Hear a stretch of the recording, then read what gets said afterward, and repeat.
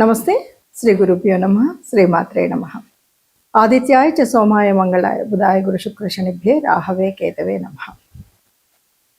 ప్రేక్షకులందరికీ ప్రతి మాసం చెప్పుకున్నటువంటి గోచార ఫలితాలు 2026 ఆగస్టు గోచార ఫలితాల్లోకి వెళ్ళినట్టయితే, ముందుగా గోచార ఫలితాలు తెలుసుకునేటప్పుడు చంద్ర గ్రహ స్థితిని బట్టి చెప్పేటువంటి స్థితి కనుక ఇది మన రాశి నుండి చూసేటువంటిది.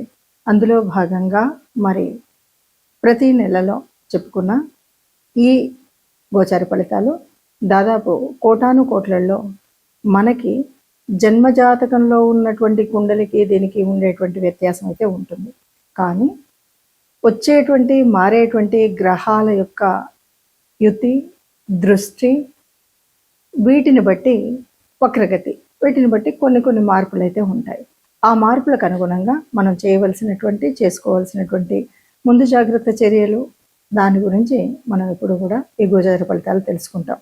అయితే ఆగస్టు మాసంలో ఈ గోచార ఫలితాలకి ఉపస్థితి అయినటువంటి గ్రహాల స్థితి ఎట్లా ఉంది అంటే, ముందుగా మనం చూసినట్టయితే వృషభ రాశిలో కుజుడు ఉన్నాడు. బుధుడు మనకి మిథునంలో ఉండి 6వ తారీఖు కర్కాటకంలోకి వెళ్తాడు. అలాగే కర్కాటకంలో మరి గురువు ఎప్పటి నుండో అక్కడ ఉన్నటువంటి స్థితి ఇంకా అలాగే ఉంటుంది సంవత్సరకాలం. తర్వాత రవి 18వ తారీఖు కర్కాటకం నుండి సింహంలోకి మార్పు చెందుతాడు. ఇక సింహరాశిలో శుక్రుడు, కేతువు మాసం యొక్క మొదటి రోజులో కనిపిస్తే, శుక్రుడు తదుపరి కన్యారాశిలోకి వెళ్ళడం కనిపిస్తుంది 2వ తారీఖు. ఇక మరి కుంభరాశిలో రాహు, అలాగే ప్రారంభమయ్యి ప్రతి 2.5 రోజులకు మారుతూ ఉన్నటువంటి చంద్రుడు ప్రారంభంలో మనకి రాహుతో కలిసి కుంభరాశిలో కనిపిస్తాడు. ఇక మీనంలో శని వక్రించినటువంటి స్థితి, ఇది అందరికీ తెలిసినటువంటిది. మరి ఇలాంటి గ్రహస్థితి ఉన్నప్పుడు ఏ రాశుల వారికి అంటే ద్వాదశ రాశుల వారికి ఒక్కొక్కరికి ఏ రకంగా ఉంటుంది అన్నది తెలుసుకుందాం.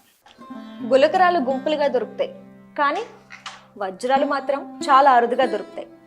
రత్నాల షాప్స్ చాలానే ఉంటాయి, కానీ అతి తక్కువ ధరకే స్వచ్ఛమైన జాతి రత్నాలు అందింపజేసే షోరూమ్స్ మాత్రం చాలా అరుదుగా ఉంటాయి. అది ఒక 6 జేవియర్లో మాత్రమే సాధ్యం. ఇది షోరూమ్ కాదు, రత్నాల మ్యూజియం. ముందుగా మేషరాశి వారికి ప్రస్తుతం ఎలా ఉంటుంది అంటే కాస్త బాగానే ఉంటుంది అని చెప్పొచ్చు. ఎందుకు అంటే 2వ కుజుని రాశి మార్పు ఏదైతే ఉందో కొంచెం ధైర్యాన్ని ఇస్తుంది. అలాగే అన్నింట అంటే ఏం చెప్పాలి దీన్ని అంటే, అన్నింటా కూడా కొన్ని రకాలైన ఇష్టాలు పెరుగుతాయి. ఇది నాది అనేటువంటిది, సాధించుకోగలను అనేటువంటి భావం పెరుగుతుంది. ఇక ఆర్థికంగా కానీ ఆరోగ్యపరంగా కానీ పరిష్కారాలు ఏర్పడతాయి. అంటే ఏదైనా మనం తీర్చలేని అప్పు ఉంది, లేకపోతే చేయలేనటువంటి పని ఉంది, ఆర్థికంతో ముడిపడింది అన్నటువంటి విషయాల్లో మనకు ఈ ఆర్థికంగా వచ్చేటువంటి దానికి ఏర్పాటు అయితే చేసేటువంటి, అలాగే అనారోగ్య సమస్యలు కూడా మన ఇంట్లో ఎవరికైనా సరే ఆ అనారోగ్య సమస్యను పరిష్కరించుకునేటువంటి పరిస్థితులు మనకుంటాయి. స్వీయ నిర్ణయాలు ఉండడం చాలా మంచిది. అంటే ఒక్కొక్కసారి మనం పనిచేస్తున్నప్పుడు ఎవరో వచ్చి ఏదో ఒక సలహా ఇస్తుంటారు, అనుకోకుండా అది మనకు బాగా అనిపించి పక్క వాళ్ళ సలహాలు తీసుకోవడం వల్ల మనం కొద్దిగా ఇబ్బందులు పడవలసి ఉంటుంది. కాబట్టి అలా లేకుండా చూసుకుంటేనే మంచిది. కుటుంబం లోపల కలహాలు అనేటువంటివి పెరిగేటువంటి పరిస్థితి అయితే ఉంటుంది. కాబట్టి మనం మాట్లాడేటప్పుడు కాస్త జాగ్రత్తగా మాట్లాడినట్టయితే ఇలాంటివి ఏవి ఉండకుండా ఉంటాయి. అలాగే అవసరాలను రేపు ఈ పని అవుతుంది అంటే ముందు జాగ్రత్తగా రాబోయే కాలంలో మనకు ఉన్నటువంటి ఖర్చులు, అవసరాలు, వాటిని ఊహించి వాటిని చూసి మనం జాగ్రత్త పడ్డం అనేటువంటిది మంచిది అని చెప్పాలి. అలాగే కొంత రకంగా రుణాలు పెరిగేటువంటి, ఏదో రకంగా మంచి పనులు చేయొచ్చు, మనకు అవసరాలు కావచ్చు, కానీ రుణాలు పెరిగేటువంటి అవకాశం కూడా ఉంటుంది. ఇవన్నీ కూడా సమన్వయంగా వెళ్ళాలి అంటే కింద చెప్పబోయేటువంటి పరిహారాలను పాటించినట్టయితే బాగుంటుంది అని చెప్పవచ్చు. ఇప్పటి వరకు మీరు గ్రహించినటువంటి వాటిల్లో దాదాపుగా గ్రహాల యొక్క స్థితే కాకుండా మాసం యొక్క ప్రత్యేకత కనుక తీసుకున్నట్టయితే దాదాపు శ్రావణ మాసంలోనే మనకి ఆగస్టు మాసం అంతా కనిపిస్తుంది. శ్రావణ మాసం అనగానే శ్రావణంలో ఉండేటువంటి పూజలు, వ్రతాలు ఒకవైపు, అంతేకాకుండా స్వాతంత్ర దినోత్సవం అనేటువంటి పండుగ కూడా మనకి ఇందులోనే కనిపిస్తుంది. దీనితో పాటు మనం గ్రహాల యొక్క మార్పు వల్ల వచ్చేటువంటి చంద్ర సూర్య గ్రహణాలు అనేది వినబడుతుంది. నిజానికి ఈ 2 గ్రహణాల్లో అమావాస్య పౌర్ణమి రోజు వచ్చేటువంటి ఈ 2 గ్రహణాలు కూడా మన దేశంలో జరగవు కనుక, మన దేశంలో కనిపించవు కనుక వీటి గురించి అంత ప్రాధాన్యత ఇవ్వడం కానీ, వాటిని గ్రహణ నియమాలను పాటించడం కానీ చేయనవసరం లేదు అని చెప్పొచ్చు. ఇక ఇక్కడ మనం మిగతా గ్రహాలు కనుక చూసినట్టయితే మనం ఏ రాశికైనా సరే కొన్ని గ్రహాల యొక్క అనుకూలత కోసం కానీ, దైవానుగ్రహణ కోసం కానీ మనం చేసుకోవలసినటువంటి కొన్ని నియమాలు అయితే మనకు తెలుసు. దాంట్లో ముఖ్యంగా గురువు యొక్క మార్పు వల్ల కానీ, గురువు యొక్క అలాగే శని వక్రీకరణ వల్ల కానీ, ఈ రెంటి వల్ల కూడా మనకు కనిపించేటువంటి వాటిల్లో ముఖ్యంగా శనివారం శని దోషం అనగానే మనం చేయవలసినటువంటి లక్షణాల్లో అంటే ఇది అర్ధాష్టమ శని అవ్వచ్చు, లేదా శని మనకి ఏళ్ళనాటి శని ఉన్నటువంటి వాళ్ళు కావచ్చు, శని యొక్క దృష్టి ఉన్నటువంటి వాళ్ళు కావచ్చు, ఎవరైనా సరే మనము 4వ తరగతికి చెందినటువంటి కార్మికులు ముఖ్యంగా వారికి మనం ఆహారం ఏదైనా పంచిపెట్టగలిగిన, లేదా గోశాలకు వెళ్ళి గోశాలలో గోగ్రాసం ఇచ్చిన, లేదు వృద్ధులు పెద్దలు ఎవరికైనా సేవ చేయగలిగిన, వీటి వల్ల ఆ గ్రహం శని గ్రహం వల్ల వచ్చేటువంటి దోష నివారణ మనం చేసుకోవచ్చు. ఇంతే కాదు అంటే మనకు వీలు లేదు అంటే ఎవరైనా సరే వారి యొక్క ఇష్టదేవత అనుగ్రహాన్ని పొందడానికి నిత్యం దైవనామస్మరణ చేసినట్టయితే ఏ గ్రహాలు ఎలా ఉన్నా కూడా మన యొక్క ఆత్మస్థైర్యంతో ముందుకు వెళ్ళొచ్చు అని చెప్పొచ్చు. గ్రహాల అనుకూలత కానీ, దైవానుకూలత కానీ కావాలి అంటే మనకి ప్రతిసారి మనం చెప్పుకున్నట్టుగానే జన్మజాతకంలో ఉన్నటువంటి దోషాలు కానీ, గ్రహాల యొక్క స్థితి కానీ ఎందుకు ఉంటుంది అంటే అది పూర్వపుణ్య ఫలమే అని చెప్పొచ్చు. ఆ రోజు ఆ సమయంలో ఆ నక్షత్రాలు ఆ గ్రహాలు ఎందుకు అందులో ఉంటున్నాయంటే మనం పూర్వజన్మ సుకృతం, పూర్వజన్మలో చేసినటువంటి పాపపుణ్యాల ఫలితమే మనకు కనిపిస్తుంది.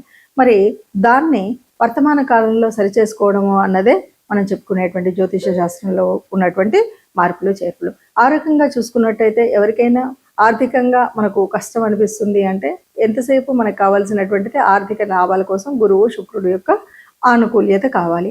అలా ఆనుకూల్యత కావాలి అంటే ముఖ్యంగా శుక్రుడికి సంబంధించినంత వరకు ఈ మాసం శ్రావణ మాసం అంటేనే లక్ష్మీదేవి వ్రతాలు చేసేటువంటి మాసం. కాబట్టి లక్ష్మీదేవి యొక్క ఆనుకూల్యత కోసం మనం తప్పనిసరిగా అందరూ పూజ చేసుకుంటాం, అందరం కూడా లక్ష్మీదేవి వ్రతాలు చేసుకోవడం అనేది కనిపిస్తుంది. అదొకటే కాదు, మనం అంతర్లీనంగా చేసేటువంటి అర్థం పరమార్థం కనుక ఆలోచించినట్టయితే ఎప్పుడు మనం కొన్ని సూత్రాలు నియమాలు చెప్పుకున్నాం. అసలు లక్ష్మీదేవి ఎక్కడ నివసిస్తుంది అంటే ఎక్కడ స్వచ్ఛత ఉంటుందో అక్కడ ఉంటుంది అంటారు, ఎక్కడ వెలుతురు ఉంటుందో అక్కడ తేజస్సు ఉంటుందో అక్కడ లక్ష్మీదేవి ఉంటుంది అంటారు. మరి ఈ సత్యం తేజస్సు అనేటువంటి విషయాలు మనకు తెలిసినప్పుడు ఎక్కడైతే దైవ నామ స్మరణ జరుగుతుందో అక్కడ లక్ష్మీదేవి ఉంటుంది అంటారు. కాబట్టి ఈ లక్ష్మీదేవి ఉండడం కోసం మనం చేసేటువంటి కర్మల్లో ముఖ్యమైనటువంటిది దేవత ఆరాధన అన్నటువంటిది. అంతేకాదు ఎప్పుడైనా సరే గోమాత అనగానే గోమాతలో సర్వదేవత నిలయం అంటారు. ముఖ్యంగా పృష్ఠభాగంలో లక్ష్మీదేవి యొక్క స్థితి ఉంటుంది అని చెప్తాం. కాబట్టి గోశాలకు వెళ్ళడము అనేటువంటి విషయాన్ని ఇక్కడ మళ్ళీ మనం గట్టిగా చెప్పుకోవాలి. అలాగే ఈ మాసం అంతా కూడా లక్ష్మీదేవికి సంబంధించినటువంటి పూజలు స్త్రీమూర్తులైతే తప్పకుండా వాళ్లే చేస్తారు.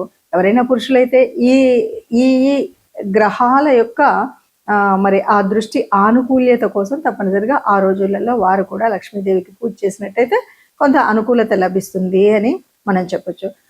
ఏదేమన్నా సరే లక్ష్మీదేవి అనగానే అది చాంచల్యం కలిగినటువంటిది అందరికి తెలుసు. లక్ష్మి స్థిరంగా ఒక చోట ఉండదు, కానీ స్థిరంగా ఉండాలి అంటే తప్పనిసరిగా చేయవలసినటువంటి నియమాలు ఇంతకు ముందే మనం చాలాసార్లు చెప్పుకున్నాం. అయినప్పటికీ కూడా లక్ష్మీదేవి మన దగ్గర ఉండాలంటే ఎప్పుడు కూడా ఆనందంగా, స్వచ్ఛంగా, సత్యంతో, గాలి వెలుతురు అన్నీ సరిగ్గా ఉండేలాగా ఉండడం, ఏదైనా అపశృతులు రాకుండా చూసుకోవడం అనేటువంటి మాటలు మనం ఎప్పుడు చెప్పుకుంటాం. ఆ విధంగా మనం ప్రవర్తించినట్టయితే, అలాగే సహాయం అనేది ముఖ్యంగా ఎవరైతే బాగా ఉన్న వాళ్ళకి సహాయం చేయడం అని కాదు, ఎవరైతే నిజంగా నిరాశ్రితంగా ఉంటారో వాళ్ళకి మనం సహాయం చేసినట్టయితే అంటే మనం నారాయణో దేవ అని మనం ఎప్పుడైతే చెప్తామో అలాగా మానవ రూపంలో ఉన్నటువంటి దేవతామూర్తులుగా మనం చూసేటువంటి స్థితి కనిపిస్తుంది.